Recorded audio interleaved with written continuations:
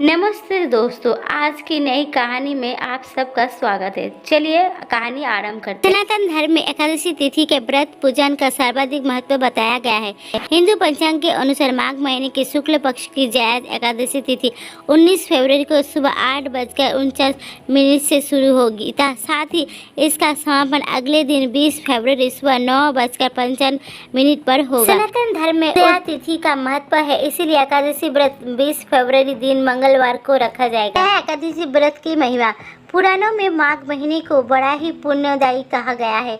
इस महीने में स्नान, दान, व्रत का फल अन्य महिमा से अधिक बताया गया है।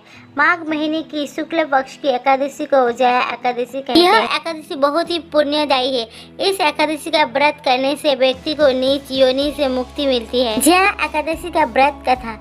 धर्मराज युधिष्ठिर बोले, हे भगवान, आपने माघ के कृष्ण पक्ष की सटेतिले एकादशी का अत्यंत सुंदर वर्णन किया।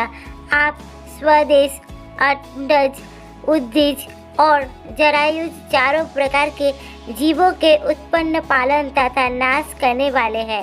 आप कृपा करके माघ शुक्ल एकादशी का वर्णन कीजिए।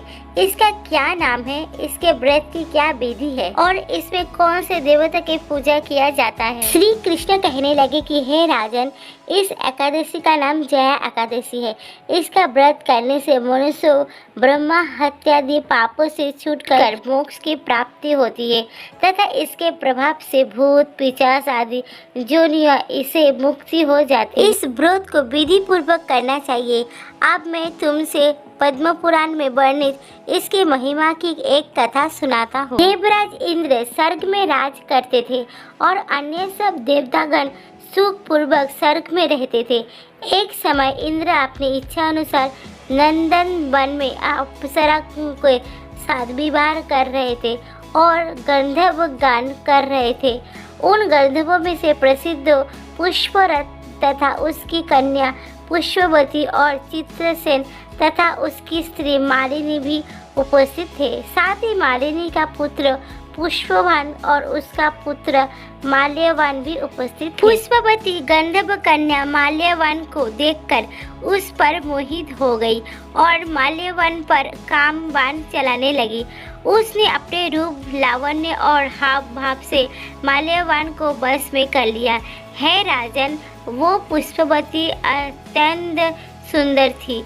अब वे इंद्र को प्रसन्न करने के लिए गान करने लगे, परंतु परस्पर मोहित हो जाने के कारण उनका चित्त भ्रमित हो गई। इनके ठीक प्रकार न गाने तथा स्वर ताल ठीक नहीं होने से इंद्र इनके प्रेम को समझ गया और उन्होंने इसमें अपना अपमान समझकर उनको शाप दे दिया। इंद्र ने कहा, हे मूर्ख, तुमने मेरी आज्ञा का उल्लंघन किया है, इसलिए तुम्हारा धिक्कार है। अब तुम दोनों स्त्री पुरुष के रूप में मृत्यु लोक जाकर पिशाच रूप धारण करो और अपने कर्म का फल भोगो। इंद्र का ऐसा शाप सुनकर वो अत्यंत दुखी हुई और हिमालय पर्वत पर दुख पूर्वक अपना जीवन व्यतीत करने लगे। उन्हें गंध, रस तथा स्पर्श आदि का कुछ भी ज्ञान नहीं था। वहाँ उनको महान दुख मिल रहे थे। उन्हें एक क्षण के लिए भी निद्रा नहीं आती। उस जगह अत्यंत शीत था, इससे उनके रंगटे खड़े रहते और मारे शीत के दांत बसते रहते। एक दिन पिशाच ने अपनी स्त्री से कहा कि पिछले जन्म में हमने ऐसे कौन से पाप किए थे जिससे हमको ये दुखदायी पिशाच जोनि प्राप्त हुई। इस पिशाच जोनि से तो नरक के दुख सहना भी उत्तम है। अंत हमें आप किसी प्रकार का पाप नहीं करना चाहिए।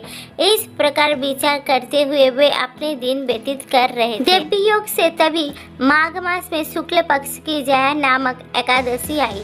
उस दिन उन्होंने कुछ भी भोजन नहीं किया और ना कोई पाप कर्म ही किया, केवल फल फूल खाकर ही दिन व्यतीत किया और सायंकाल के समय महान दुख से पीपल के वृक्ष के नीचे बैठ गए।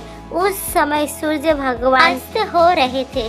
उस रात को अत्यंत ठंड थी, इस कारण वे दोनों शीत के मारे अति दुखित होकर मृतक के समान आपस में चिपटे हुए पड़े रहे। उस रात्रि को उनका निद्रा भी नहीं आया। हे राजन, जया एकादशी के उपवास और रात्रि के जागरण से दूसरे दिन प्रभात होते ही उनकी पिशाच योनि छूट गई।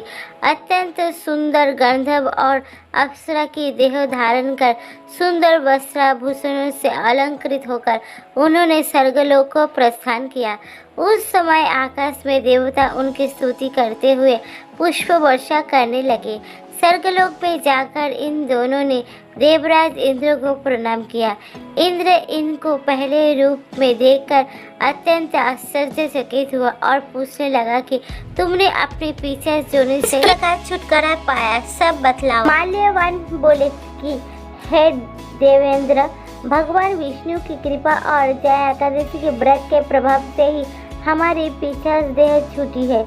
तब इंद्र बोले कि ये मल्यवान, भगवान की कृपा और एकादशी का व्रत करने से न केवल तुम्हारी पिशाच योनि छूट गई वरन हम लोगों के भी बंधनीय हो गए, क्योंकि विष्णु और शिव के भक्त हम लोगों के बंधनीय हैं। अंत आप धन्य हैं, आप पुष्पवती के साथ जाकर विवाह कर सकते हैं। श्री कृष्ण कहने लगे कि हे राजा युधिष्ठिर, इस जया एकादशी के व्रत से बूढ़ी योनि छूट जाती है। जिस मनुष्य ने इस एकादशी का व्रत किया है उसने मानो सब यज्ञ, जप, दान आदि कर लिया है। जो मनुष्य जया एकादशी का व्रत करते हैं वो अवश्य ही 1000 वर्ष तक स्वर्ग में वास करते हैं। तो आज की कहानी आप सबको अगर पसंद आती है तो लाइक करें और मेरे चैनल को सब्सक्राइब करना ना भूलिए। देखने के लिए दिल से धन्यवाद।